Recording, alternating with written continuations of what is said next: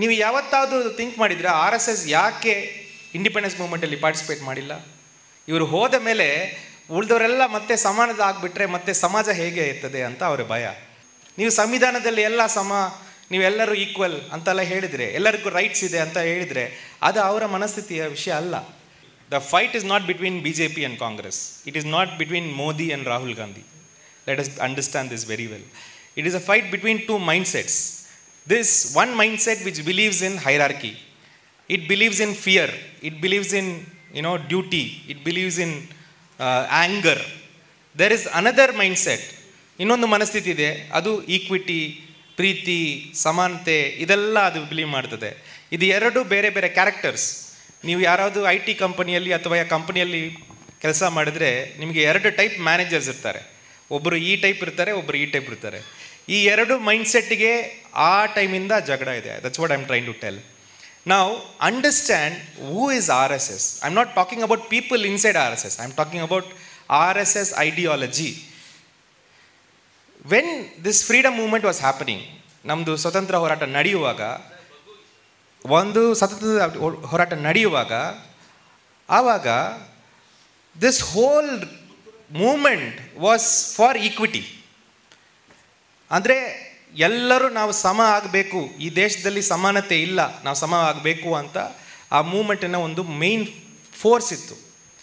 But ಆ ಟೈಮಿಗೆ ಬಹಳ ಜನರಿಗೆ ಆ ಐಡಿಯಾ ಒಪ್ಪಲಿಲ್ಲ.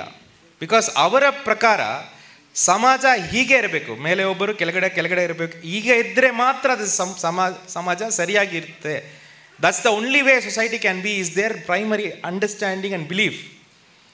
ಸೊ ನೀವು ಯಾವತ್ತಾದರೂ ಥಿಂಕ್ ಮಾಡಿದರೆ ಆರ್ ಎಸ್ ಎಸ್ ಯಾಕೆ ಇಂಡಿಪೆಂಡೆನ್ಸ್ ಮೂವ್ಮೆಂಟಲ್ಲಿ ಪಾರ್ಟಿಸಿಪೇಟ್ ಮಾಡಿಲ್ಲ? ಯಾಕೆ ಅವ್ರಿಗೆ ಬ್ರಿಟಿಷರ್ಸ್ ಹೊರಗಡೆ ಹೋಗಬೇಕಂತ ಅವ್ರಿಗೆ ಅನಿಸಿಲ್ವಾ? ಅವ್ರಿಗೆ ಅನಿಸಿತ್ತು. They wanted the Britishers to go out, but they never wanted equity.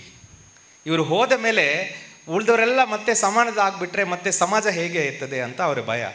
ಹಾಗಾಗಿ ಆ ಇಂಡಿಪೆಂಡೆನ್ಸ್ ಮೂವ್ಮೆಂಟಲ್ಲಿ ಅವರು ಪಾರ್ಟಿಸಿಪೇಟೇ ಮಾಡಿಲ್ಲ.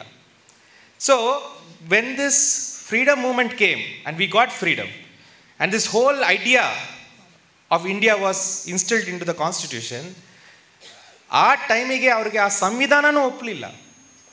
ನೀವು ಸಂವಿಧಾನದಲ್ಲಿ ಎಲ್ಲ ನೀವೆಲ್ಲರೂ ಈಕ್ವಲ್ ಅಂತೆಲ್ಲ ಹೇಳಿದರೆ, ಎಲ್ಲರಿಗೂ ರೈಟ್ಸ್ ಇದೆ ಅಂತ ಹೇಳಿದರೆ, ಅದು ಅವರ ಮನಸ್ಥಿತಿಯ ವಿಷಯ ಅಲ್ಲ. ಸೊ ಆ ಟೈಮಿಂದ ಅವರು ವೆಯ್ಟ್ ಮಾಡ್ತಾ ಇದ್ರು, ಇದನ್ನು ಹೇಗೆ ನಾವು ಚೇಂಜ್ ಮಾಡಬೇಕು ಅಂತ. ಆದರೆ ಪವರ್ ಸಿಕ್ಕಲಿಲ್ಲ ಕೈಯಲ್ಲಿ, ಅವರಿಗೆ ಭಾಳ ಟೈಮಿಗೆ ಪವರ್ ಸಿಕ್ಕಲಿಲ್ಲ. ಹಾಗಾಗಿ ಅವರು RSS, ಶಾಕಾಸ್, ಅದು ಇದು ಅಂತ ಅವ್ರು ವರ್ಕ್ ಮಾಡ್ತಾ ಇದ್ರು ಬೇಸಲ್ಲಿ. I think in the 70s or 80s they found out how to capture power in India. So they understood, even though their whole organization was modeled on Hitler's fascist organization, Mussolini's organization, they never found the narrative. ಯಾವ narrative capture ಮಾಡಬೇಕಂತ ಅವ್ರಿಗೆ ಅರ್ಥ ಆಗಲಿಲ್ಲ. But in the 70s and 80s they captured it. ಅಂದರೆ ಇದಕ್ಕೆ 80-20 politics ಅಂತೀವಿ.